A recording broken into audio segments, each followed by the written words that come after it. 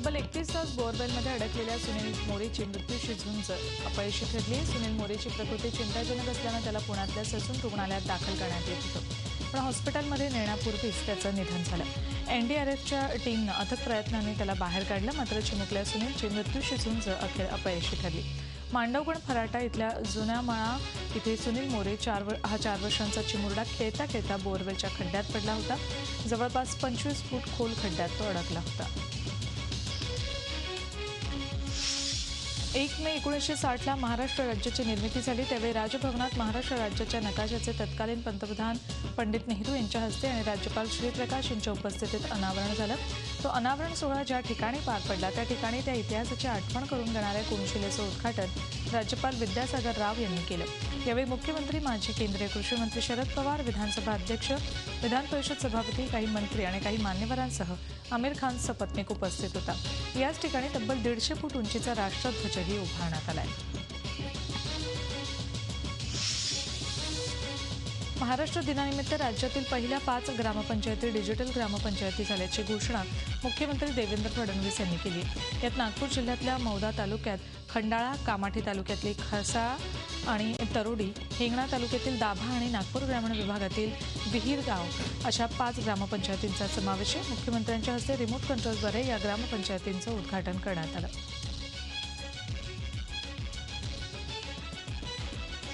महाराष्ट्र दिनानिमित्त मुख्यमंत्री देवेंद्र फडणवीस यांनी हुतात्म्यांना श्रद्धांजली वाहिली। हुतात्मा चौकात मुख्यमंत्र्यांनी श्रद्धांजली वाहिली। यावेळी मुंबईच्या महापौर स्नेहल आंबेकर, मुख्य सचिव स्वाधीन क्षत्रिय उपस्थित होते। महाराष्ट्र दुष्काळमुक्त करण्याचा संकल्प यावेळी मुख्यमंत्र्यांनी केला। सर्वसमावेशक महाराष्ट्राचं आश्वासनही यावेळी त्यांनी दिलं। महाराष्ट्राच्या 57व्या वर्धापन दिनानिमित्त दादरच्या शिवाजी पार्कवर राज्यपाल विद्यासागर राव यांच्या हस्ते शासकीय ध्वजारोहण करण्यात आलं। यावेळी मुख्यमंत्री देवेंद्र फडणवीस यांच्यासह मंत्रिमंडळातले त्यांचे सहकारी उपस्थित होते। यानंतर राज्य पोलिसांच्या वतीनं राज्यपालांना मानवंदनाही देण्यात आली।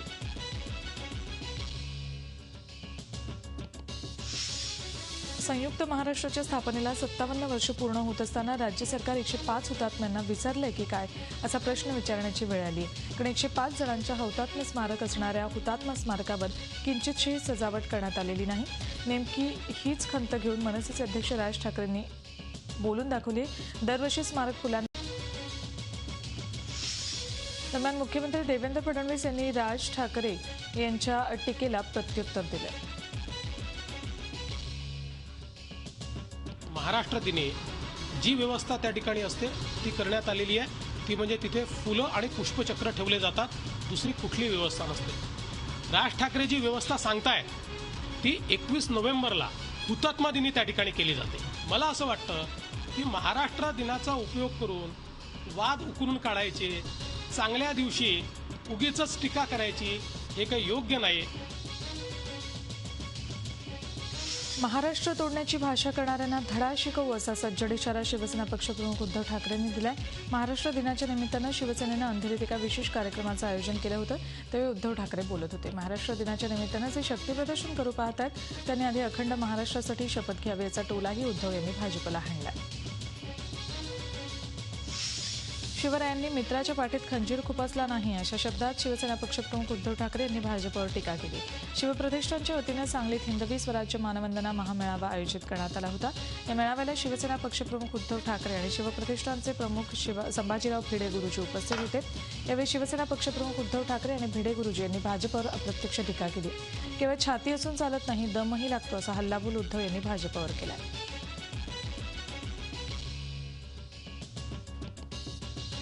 राज्यभरात महाराष्ट्र दिनानिमित्त वेगवेगळे कार्यक्रम होत असताना विदर्भात मात्र काळा दिवस म्हणून पाळण्यात आला।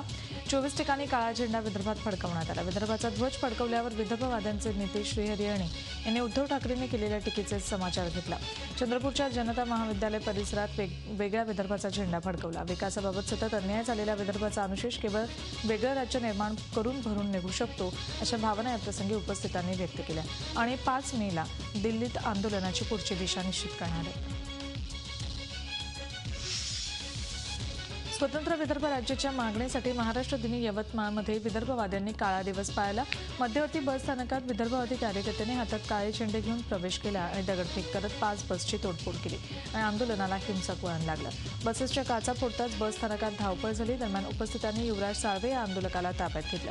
त्यामुळे आदिलाबाद, वणी, पांढरकवडा मार्गावरील बस सेवा प्रभावित झाली. महाराष्ट्र दिनी यवतमाळमध्ये स्वतंत्र विदर्भवाद्यांनी 5 एसटी बस फोडल्यानंतर परिवहन मंत्री दिवाकर रावते यांनी यवतमाळ बस स्थानकाला भेट दिली. बस फोडण्याचे प्रकार यापुढे खपवून घेतले जाणार नाहीत. बसेस तोडता येतील पण विदर्भ तोडता येणार नाही असा इशाराही यावेळी रावतेंनी दिला. नागपूरमध्ये 1 मेला विदर्भवादी विरुद्ध महाराष्ट्रवादी असा सामना बघायला मिळाला. विदर्भवादी नेत्यांनी वेगळ्या विदर्भाची मागणी करत आंदोलन करण्याचं ठरवलं. शिवसेनेनं विदर्भवादी नेते श्रीहरी आणि यांच्या प्रतिकात्मक पुतळ्याचं यावेळी दहन केलं. तसंच नागपूरच्या एचबी टाउन चौकात रास्ता रोको आंदोलन केलं. महाराष्ट्र दिनी रायगड जिल्ह्यातल्या कलाकारांनी आगळ्या पद्धतीनं महाराष्ट्र दिन साजरा केला. अलिबागमधल्या पीएनपी ग्रुपच्या वतीनं कलाकारांनी वाळू शिल्प तयार केलं. राज्याच्या जडणघडणीत मोलाची भूमिका बजावणाऱ्या महापुरुषांची वाळू शिल्प यावेळी कलाकारांनी तयार केली. पुणे येरवडा कारागृहातून बाहेर आल्यानंतर अभिनेता संजय दत्त रविवारी पहिल्यांदाच सार्वजनिक कार्यक्रमात दिसला. विशेष म्हणजे काँग्रेस आणि समाजवादी पक्षाशी जवळीक असणारा संजय दत्त थेट भारतीय जनता पक्षाच्याच मुंबईतल्या कार्यक्रमात दिसला. निमित्त होतं मुंबई भाजपच्या उत्तर भारतीय मोर्चाचं अध्यक्ष मोहित कंबोज यांनी आयोजित केलेल्या कार्यक्रमाचं. पुढच्या वर्षी होणाऱ्या मुंबई महानगरपालिका निवडणुकीत मोहित कंबोज यांना जिंकून देण्याचं आवाहनही यावेळी संजय दत्तनं केलं. राज्यातल्या 12वी विज्ञान शाखेच्या विद्यार्थ्यांचं लक्ष लागून राहिलेल्या नीट परीक्षेबाबत आज सुप्रीम कोर्टात सुनावणी होतीये. या सुनावणीवेळी राज्याचे शिक्षण मंत्री विनोद तावडे स्वतः सुप्रीम कोर्टात उपस्थित असतील. केंद्राच्या सीबीएसई अभ्यासक्रमाच्या आधारे संपूर्ण देशभर वैद्यकीय प्रवेश परीक्षा घेण्याचा निर्णय सुप्रीम कोर्टानं दिला. आता ऐनवेळी नीट परीक्षा घेण्याऐवजी 2018 पासून ही परीक्षा सुरू करावी अशी मागणी विद्यार्थ्यांनी केली आहे. स्वदेशी बनावटीच्या INS कलवरी पाणबुडीनं रविवारी पहिल्यांदाच दक्षिण मुंबईमधल्या कुलाब्यातल्या नौदल तळातून बाहेर पडत खोल समुद्रात प्रवेश केला. सकाळी 10च्या सुमाराला नौदल तळाबाहेर पडलेल्या INS कलवरीनं खोल समुद्रात प्राथमिक चाचण्यांचा सोपस्कार यशस्वीरित्या पूर्ण केला. त्यानंतर कलवरी संध्याकाळी पुन्हा नौदलाच्या धक्क्याला लागली. गेल्या वर्षी 28 सप्टेंबरला INS कलवरी पाणबुडीचं जलावतरण झालं होतं. गेले 8 महिने नौदल तळावर या पाणबुडीच्या विविध उपक्रमांच्या प्राथमिक चाचण्या सुरू होत्या. या प्राथमिक चाचण्या यशस्वी झाल्यावर विलंबानं का होईना आता कलवरीच्या खोल समुद्रातल्या चाचण्या सुरू झाल्या. या चाचण्या आणखी काही महिने सुरू राहतील. त्यानंतर ऑक्टोबरपर्यंत कलवरी वर्गातली ही पहिली पाणबुडी INS कलवरी नौदलात दाखल होईल. ऑक्टोबर 2011 मध्ये मुंबईत 2 तरुणांची हत्या करण्यात आली होती. त्या खटल्यावरचा अंतिम निकाल आज मुंबई सत्र न्यायालयात शिवडी जलदगती न्यायालयात दिला जाणार आहे. उत्तर मुंबईमधल्या अंधेरीतल्या आंबोली रेस्टॉरंटसमोर अंधेरीमध्येच राहणाऱ्या किनन सॅन्टोस आणि रुबेन फर्नांडिस या 2 तरुणांची रात्री हत्या करण्यात आली होती. किनन आणि रुबेन 6 मित्रमैत्रिणींसोबत रात्री 11च्या सुमाराला गप्पा मारत उभे होते. यावेळी आरोपींपैकी काहींनी त्यांच्या मैत्रिणींची छेड काढली. त्याला किनन आणि रुबेननं विरोध केला म्हणून थोड्याच वेळात आरोपी 15-20 जणांना घेऊन घटनास्थळी आले आणि त्यांनी दोघांवरही सशस्त्र हल्ला केला होता. मनमाडमध्ये पाणी टंचाईनंच एका महिलेचा बळी घेतलाय. बेबी दत्तात्रय कासार असं या महिलेचं नाव. लग्न सोहळ्यासाठी टाकीत साठवलेलं पाणी काढताना ही महिला टाकीत पडली आणि त्यांच्या डोक्याला जबर मार लागल्यानं त्यांचा जागीच मृत्यू झाला. मनमाड शहरात सध्या तीव्र पाणी टंचाई सुरू आहे. राज्यात भीषण पाणी टंचाई असताना उल्हासनगरमध्ये पाण्यावरून हाणामारी झाली. कॅम्प नंबर 5 नेताजी चौक भागात पाण्याच्या टँकरवरून एकावर चॉपर हल्ला झाला. या हल्ल्यात प्रीतमसिंग रबना हे 49 वर्षीय इसम गंभीर जखमी झाले. गेल्या अनेक दिवसांपासून उल्हासनगरमध्ये आठवड्यातून 3 दिवसच पाणी पुरवठा होतोय. प्रीतमसिंग रबना हे पाण्याचा टँकर घेऊन नेताजी चौकात गेले होते. या टँकरमधून पाणी वाटप होत असताना 4 जण तिथे आले आणि त्यांना पाणी द्या अशी मागणी प्रीतमसिंग यांच्याकडे केली. मात्र त्यांनी या चौघांना रांगेत यायला सांगितलं. त्यामुळे संतापलेल्या चौघांनी प्रीतमसिंग आणि टँकर चालकाला मारहाण करायला सुरुवात केली. दुष्काळग्रस्त मराठवाड्याला दिलासा देण्यासाठी मुंबई वॉटर टँकर ओनर असोसिएशननं परभणी आणि नांदेडसाठी पाण्याचे टँकर उपलब्ध करून दिले. या जलरथाचं पूजन परिवहन मंत्री दिवाकर रावते यांच्या हस्ते करण्यात आलं. नांदेड आणि परभणीसाठी प्रत्येकी 5 टँकर सध्या देण्यात आले. 30,000 लिटर क्षमतेचे हे टँकर आहेत. याद्वारे 60 लाख लिटर पाणी देण्याचा संकल्प टँकर असोसिएशनचा आहे. दुष्काळावर मात कुटुंबांना साथ या झी 24 तासच्या मोहिमेला मदतीचा ओघ सुरूच आहे. मराठवाड्यातल्या दुष्काळग्रस्तांसाठी 1,57,000ची मदत झी 24 तासकडे सुपूर्द करण्यात आली. महाराष्ट्र राज्य टंकलेखन लघुलेखन संघटनेच्या वतीने ही मदत करण्यात आली. राज्याचे प्राथमिक शिक्षण विभागाचे संचालक महावीर माने 30 एप्रिल रोजी निवृत्त झाले. त्यानिमित्त राज्य टंकलेखन लघुलेखन संघटनेनं माने यांच्या सत्काराचं आयोजन केलं होतं. या कार्यक्रमात माने यांच्या हस्ते हा निधी झी 24 तासकडे सुपूर्द करण्यात आला. बुलडाणा जिल्ह्यातल्या खामगाव कृषी उत्पन्न बाजार समितीनं खामगाव तालुक्यातल्या 17 आत्महत्याग्रस्त शेतकरी कुटुंबांना प्रत्येकी 10,000 रुपयांची मदत केली. तर बाजार समितीमध्ये शेतमाल विकण्यासाठी येणाऱ्या शेतकऱ्यांचा यावेळी 1 लाख रुपयांचा विमा विनामूल्य काढण्यात आला. महाराष्ट्र दिनाचं औचित्य साधत बाजार समितीनं हा उपक्रम केला.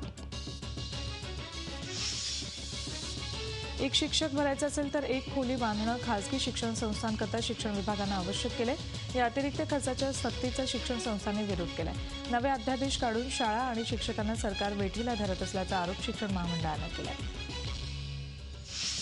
पुणे पोलिसांच्या दरोडा प्रतिबंधक शाखेनं घरफोडी करणाऱ्या सराईत गुन्हेगारांची टोळी जेरबंद केली. पुण्याजवळच्या केसना तिथे सापळा रचून पोलिसांनी 3 सराईत आरोपींना अटक केली.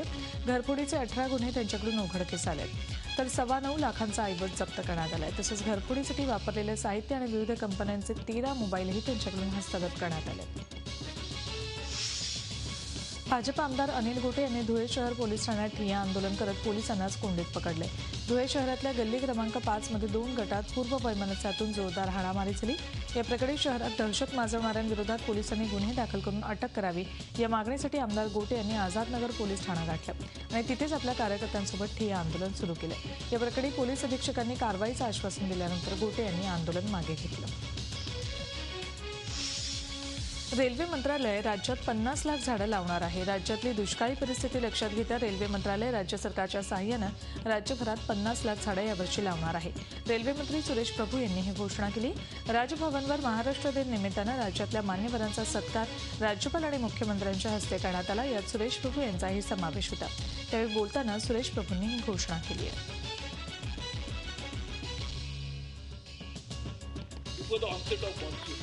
The railway land. So I would request the Governor and the Honorable Chief Minister, let Maharashtra, which has more than 10% of the landmass of India, and therefore obviously by thumb rule, more than 10% of the railway land also will be in Maharashtra.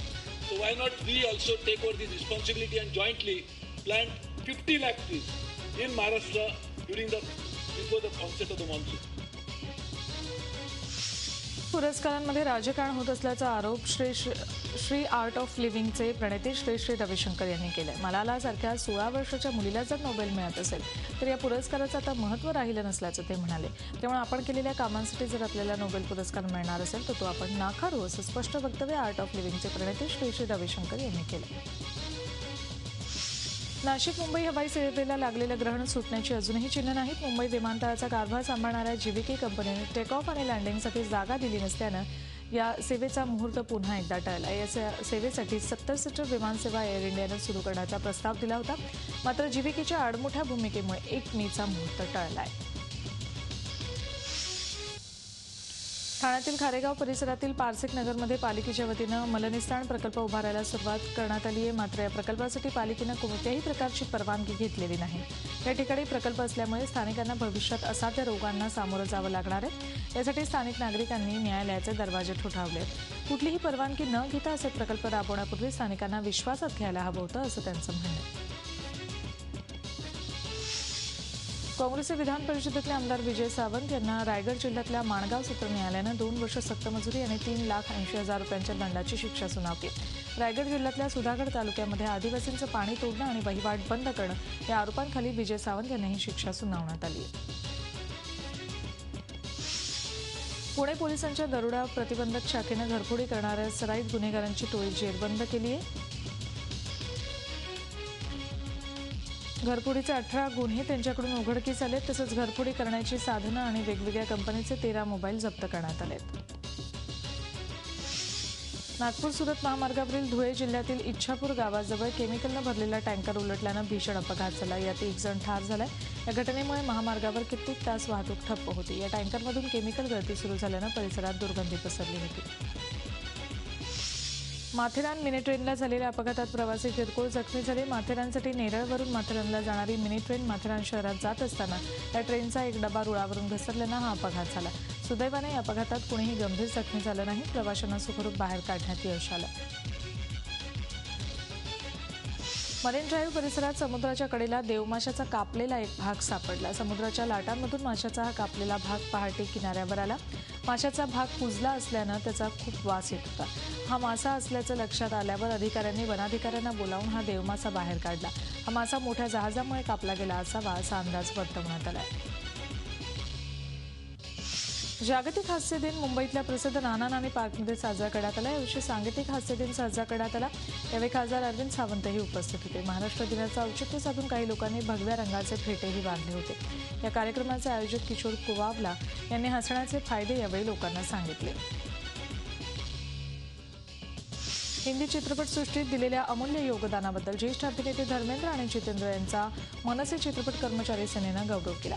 भारतीय चित्रपटसृष्टीचे जनक दादासाहेब फाळके जयंती तसंच महाराष्ट्र दिन आणि कामगार दिनाच्या पार्श्वभूमीवर मनसे चित्रपट सेनेनं पुरस्कार सोहळ्याचं आयोजन केलं होतं. प्रभादेवी इथल्या रवींद्र नाट्य मंदिरात हा सोहळा पार पडला. यावेळी पडद्यामागे असलेल्यांचाही सत्कार करण्यात आला. यात तंत्रज्ञ स्पॉट बॉय तर अगदी थिएटरमध्ये टॉर्च मारून सीट दाखवणारा डोअर कीपर यांचाही समावेश होता. आता देश-विदेशातल्या बातम्या पाहूयात. नैनितालमधल्या भीमताल आणि जवळपासच्या जंगलाला लागलेल्या आगीत आतापर्यंत 7 जण दगावल्याची माहिती मिळते. या भयंकर अग्नितांडवाला रोखण्यासाठी युद्धपातळीवर प्रयत्न सुरू आहेत. यासाठी प्रशासनानं हेलिकॉप्टरची मदत घेतली. जवळपास 1900 हेक्टर जंगलात ही आग पसरली.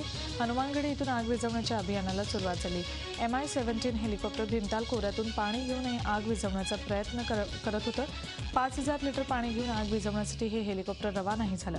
मात्र धूर आणि आगीच्या तीव्र दाहकतेमुळे कामात अडथळे येत होते.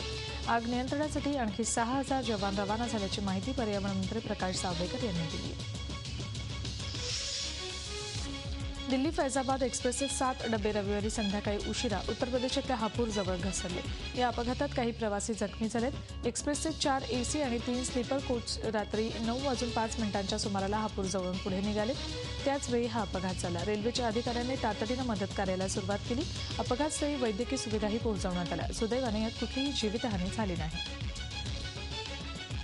वाराणसीवासियांना पंतप्रधान नरेंद्र मोदींनी ई-रिक्षा आणि सोलर बोटचं गिफ्ट दिले. 1000 नागरिकांना त्यांनी ई-रिक्षाचं वाटप केलं. मोदी या ई-रिक्षामधून डेरेका मैदानावर पोहोचले. या रिक्षा वाराणसीच्या 16 वेगवेगळ्या स्टेशन्सवर असतील. ई-रिक्षांचा वापर आजारी आणि वयोवृद्धांना घरापर्यंत पोहोचवण्यासाठी करण्यात येईल. मोदींनी या ठिकाणी ई-रिक्षा चालकांशी संवादही साधला. यानंतर मोदींनी अस्सी घाटावर सौर ऊर्जेवर चालणाऱ्या 11 ई-बोटींचंही वाटप केलं. मोदींनी ई-बोटमधून फेरफटकाही मारला. 5 कोटी कुटुंबांना LPG कनेक्शन देण्याची उज्ज्वला योजनेचं उद्घाटन केलं. यावेळी मी देशातला श्रमिक नंबर 1 असल्याचं त्यांनी म्हटलंय. गेल्या सरकारनं गरिबी हटवण्याच्या फक्त घोषणा केल्या. आम्ही खऱ्या अर्थानं गरिबांसाठी काम करतोय असंही ते म्हणाले. उज्ज्वला योजनेअंतर्गत पहिल्या वर्षी 1.5 कोटी कुटुंबांना मोफत LPG कनेक्शन देण्यात येणार आहे. मोदींनी गुजरात विद्यापीठात राज्यशास्त्रातून MA उत्तीर्ण केलं असून त्यांना यात फर्स्ट क्लास मिळाल्याची माहिती एका इंग्रजी वृत्तपत्रानं प्रकाशित केली. मोदींवर सातत्यानं टीका करणारे दिल्लीचे मुख्यमंत्री अरविंद केजरीवाल यांनी माहिती आयुक्त श्रीधर अर्चयालू यांच्याकडे मोदींची शैक्षणिक माहिती उघड करण्याची विनंती केली होती. गुजरात विद्यापीठानं दिलेल्या माहितीनुसार 83 साली पॉलिटिकल सायन्समधून MA करताना मोदींना 62.3% गुण मिळाले. 2 वर्षांच्या अभ्यासक्रमात त्यांना युरोपियन राजकारण, भारतीय राजकारण, विश्लेषण, राजकारणाचं मानसशास्त्र हे विषय होते. MAच्या पहिल्या वर्षाला मोदींना 400 पैकी 237 गुण मिळाले, तर दुसऱ्या वर्षाला त्यांनी 262 गुण मिळवले. त्यांना 800 पैकी एकूण 499 गुण मिळाले. दरम्यान मोदींच्या अधिकृत संकेतस्थळावरील माहितीनुसार त्यांनी दिल्ली विद्यापीठातून 1978 साली कला शाखेतील पदवी प्राप्त केल्याचा उल्लेख आहे.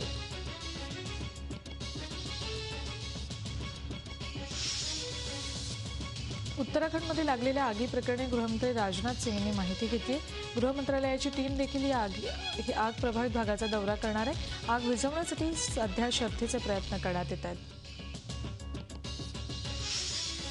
उत्तर प्रदेशमध्ये 2017 साली होणाऱ्या निवडणुकीपूर्वी काँग्रेस उपाध्यक्ष राहुल गांधींना मुख्यमंत्रीपदाचा दावेदार घोषित करण्याची दाट शक्यता आहे. तशी चर्चा काँग्रेसच्या वर्तुळात वर्तवण्यात येते. तसंच उत्तर प्रदेशमध्ये ब्राह्मण मतांवर देखील काँग्रेस लक्ष ठेवून असल्याची माहिती सूत्रांनी दिली. ऑगस्टा घोटाळा सध्या संसदेत गाजतोय. या घोटाळ्याप्रकरणी संरक्षण मंत्री मनोहर पर्रिकर संसदेत माहिती देणार आहेत. 4 मे रोजी संसदेत या हेलिकॉप्टर डील संबंधित सर्व दस्तावेज मांडणार आहेत. जयपूरच्या हॉस्पिटलमध्ये 12 मुलांचा मृत्यू झाल्यानंतर राजस्थानचे वसुंधरा राजे सरकार खडबडून जागा झालं. या प्रकरणी 3 अधिकारी आणि 2 डॉक्टरांना निलंबित करण्यात आले. तर आरोग्य मंत्रालयाची 5 सदस्यीय टीम या भागाचा दौरा करणार आहे. दिल्ली एनसीआरमध्ये डिझेलवर चालणाऱ्या टॅक्सी बंद झाल्यात. 21,000 टॅक्सी बंद झाल्यात. या बंदीचा 2 लाख लोकांवर प्रभाव पडलाय, तर 1 लाख लोकांवर बेरोजगारीचं संकट आलंय. दक्षिण इराकमध्ये घडलेल्या बॉम्बस्फोटात मृत्यू पावलेल्यांचा आकडा 32 वर जाऊन पोहोचलाय, तर किमान 75 जण जखमी झालेत. रविवारी 2 कार बॉम्बद्वारे हे स्फोट घडवण्यात आले होते. आयसिसनं घातपाताचा हा कट रचला होता.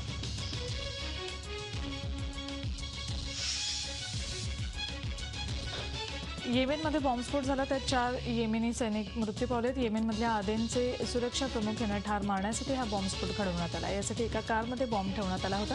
या स्फोटातून आदेनचे सुरक्षा प्रमुख बचावलेत. चीनमध्ये अनोखा असा जुळ्या व्यक्तींचा महोत्सव आयोजित केला गेला. एकट्या चीनमधल्या जुळ्यांच्या तब्बल 1,000 जोड्या या महोत्सवात सहभागी झाल्या. याशिवाय 11 देशांमधून मिळून जुळ्यांच्या 25 जोड्यांचाही यात समावेश होता. यंदाचं या महोत्सवाचं 12वं वर्ष आहे. आता पाहुयात क्रीडा आणि मनोरंजन विश्वातल्या घडामोडी. झटपट बॉलिवूड आणि हॉलिवूडमध्ये आपली वेगळी ओळख निर्माण करणाऱ्या प्रियंका चोप्राची कीर्ती आता अमेरिकेच्या राष्ट्राध्यक्षांपर्यंत पोहोचली. अमेरिकेच्या राष्ट्राध्यक्षांच्या निवासस्थानी म्हणजेच व्हाईट हाऊसमध्ये झालेल्या डिनरमध्ये प्रियंकानं हजेरी लावली. प्रियंकानं ओबामांसोबतचा फोटो ट्विटरवर शेअर केला. शिवाय मिश्किल आणि सदाबहार ओबामांना भेटून आनंद झाल्याचंही तिनं म्हटलंय.